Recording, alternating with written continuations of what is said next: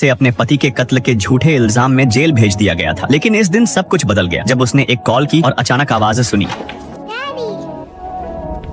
निक? उसका पति जिंदा था। वो उसकी सबसे अच्छी दोस्त के साथ था। निक ने तुरंत फोन की तार खींचकर निकाल दी। लिब्बी बार बार नंबर मिलाती रही लेकिन लाइन डेड थी। लिब्बी पूरी तरह टूट गई। तभी उसे सब समझ आ गया। क्या उसके पति ने अपनी मौत का नाटक किया था? क्या उसने ही ये पूरा प्लान बनाया था ताकि उसे फंसाकर जेल भेज दे, इंश्योरेंस का पैसा ले ले और उसकी बेस्ट फ्रेंड के साथ नई जिंदगी शुरू कर दे? जेल से अपनी बेगुनाही साबित करना लगभग नामुमकिन था। उसका आखिरी सहारा इंश्योरेंस कंपनी थी, लेकिन उन्होंने भी उस पर भरोसा नहीं किया। उसकी सेलमेट जो एक वकील थी ने उसे चेतावनी दी। जेल से केस पलटना सालों लेता है और 95% मामलों में फेल हो जाता है। इसलिए उसने लिब्बी को सलाह दी, रिहा होने के बाद अपने पति को ढूंढो और उसे मार दो। कानून में एक ही जुर्म के लिए 2 बार सजा नहीं होती। लिब्बी ने ये बात दिल में बैठा ली। वो रोज एक्सरसाइज करने लगी। जब बाकी कैदी बातें करते वो पेट की मसल्स मजबूत करती। जब सब आराम करते वो बारिश में दौड़ती। अपने बेटे से दोबारा मिलने की उम्मीद ने उसे जिंदा रखा। देखते देखते 6 साल निकल गए। उसकी सेलमेट्स ने जेल में ही उसके बेटे का 8वां जन्मदिन मनाया। अच्छे बर्ताव की वजह से लिब्बी को पैरोल मिल गई। अब उसे जेल की जगह शहर के एक घर में रखा गया जहाँ 3 साल तक एक अफसर की निगरानी में रहना था। नियम बहुत सख्त थे। कोई लड़ाई नहीं, कोई झगड़ा नहीं और रात 8:30 तक लौटना जरूरी। एक भी नियम टूटा तो सीधे वापस जेल। लेकिन अब लिब्बी के पास अपने बेटे को ढूंढने का मौका था। सबसे पहले उसे अपनी बेस्ट फ्रेंड को ढूंढना था। ये वही किंडरगार्टन था जहाँ उसकी दोस्त काम करती थी। प्रिंसिपल ने बताया कि मैडी और एंजेल पिछले 6 साल से यहीं रह रहे हैं। उसने कहा अगर लिब्बी अभी आई तो बच्चे की जिंदगी खराब हो जाएगी। इसलिए उसने एंजेल का पता देने से मना कर दिया। उस रात अंधेरे का फायदा उठाकर लिब्बी ने कोहनी से शीशा तोड़ दिया। उधर पैरोल अफसर को शक हो गया कि लिब्बी अपने बेटे को ढूंढने जाएगी। लिब्बी ने फाइल खोली और आखिरकार एंजी का पता मिल गया। तभी पुलिस पहुंच गई और पीछा शुरू हो गया। 4 साल की जेल ट्रेनिंग ने लिब्बी को फुर्तीला बना दिया था। वो तेजी से किंडरगार्टन से भाग निकली। पुलिस उसे समुद्र के किनारे तक ले आई। लिब्बी पेड़ों की जड़ों के पीछे छिप गई और पुलिस गाड़ी पर जोरदार वार किया। रेतीली जमीन और सीट बेल्ट की वजह से अफसरों को ज्यादा चोट नहीं लगी। आखिरकार उन्होंने लिब्बी को पकड़ लिया। उसने पैरोल तोड़ी थी, इसलिए उसे वापस जेल भेजा जा रहा था। सफर के लिए फेरी ली गई। पूरे रास्ते लिब्बी अपनी बेगुनाही की बात करती रही, लेकिन अफसर कैसे भरोसा करता? उसने लिब्बी को गाड़ी के हैंडल से हथकड़ी लगाई और कॉफी पीने ऊपर चला गया। लिब्बी ने तभी भागने का प्लान बना लिया। उसने देखा अफसर चाबी ले जाना भूल गया था। पास में पाइप थी। उसने गाड़ी स्टार्ट की और बार बार टक्कर मारनी शुरू की। आखिरकार लाल गाड़ी पानी में गिर गई। अफसर ने देखा और तुरंत दौड़ा, लेकिन हैंडल मजबूत था। जैसे ही वो पास आया लिब्बी ने एक्सेलरेटर दबा दिया। अफसर भी कूद पड़ा और दोनों झील में गिर गए। किस्मत से खिड़की खुली थी। अफसर ने जल्दी से उसकी हथकड़ी खोली। दोनों नीचे डूबने लगे। खुद को आजाद कराकर लिब्बी ने बंदूक पकड़ी और पानी के बहाव के सहारे ऊपर की तरफ तैरने लगी। जैसे ही वो सतह पर आई